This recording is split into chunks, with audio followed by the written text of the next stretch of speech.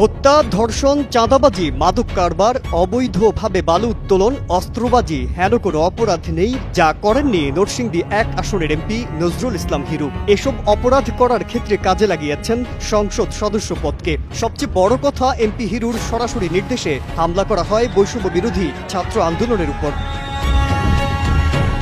রাজনীতির মাঠে নিজের চরিত্রকে ফুলের মতো পবিত্র বলে প্রচারণা চালাতেন এমপি হিরু। সমান্তালে চালাতেন নানা প্রকার অপকর্ম। শুধু চালাতেন বললে ভুল হবে, তার এলাকায় সংগঠিত সব ধরনের মূল হোতা ছিলেন এই সংসদ সদস্য।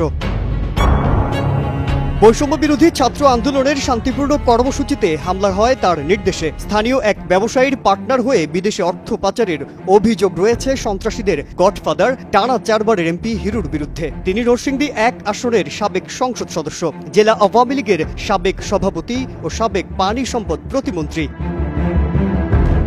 এছাড়া তার বিরুদ্ধে আফজাল উল মনির নামের এক শিল্পপতির ব্যবসায়িক পার্টনার হিসেবে ছেলে তিশানকে দিয়ে বিদেশে অর্থ পাচারের অভিযোগ উঠেছে। এদিকে গত 2রা আগস্ট এমপি হিরু তার আশীর্বাদ পুষ্ট আওয়ামী লীগ নেতা SM কাইয়ুম, দীপক সাহা, জেলা ছাত্রলীগের সভাপতি আহসানুল ইসলাম রিমন ও সাধারণ সম্পাদক শাহজালাল আহমেদ শাওনের নেতৃত্বে বৈষম্য বিরোধী কোটা আন্দোলনকারীর ছাত্রদের উপর নির্বিচারে আক্রমণ চালায়।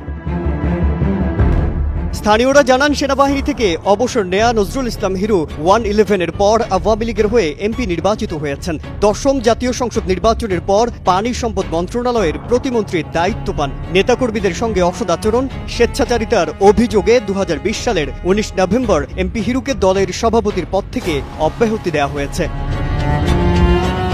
গত 15 বছরে তার বার্ষিক আয় স্থাবর অস্থাবর সম্পদ হয়েছে অন্তত 20 গুণ। দ্বাদশ জাতীয় সংসদ নির্বাচনে দাখিল করা হলফনামায় তিনি বার্ষিক আয় দেখিয়েছেন বাড়ি ভাড়া থেকে 19,95,840 টাকা, ব্যবসা থেকে 7,32,000 টাকা, ব্যাংকে আমানত 14,83,353 টাকা, পেনশন থেকে 2,45,433 টাকা, সংসদ সদস্য ভাতা 20,64,000 টাকা ও খেতাবপ্রাপ্ত মুক্তিযোদ্ধা হিসেবে 4,80,000 টাকা।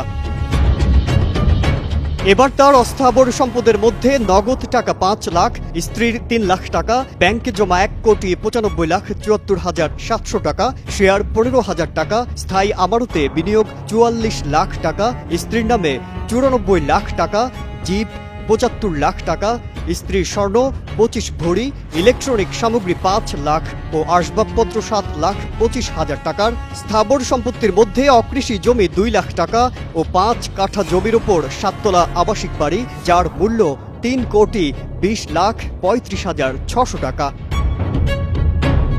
মাজহারুল আলম, কালের কণ্ঠ।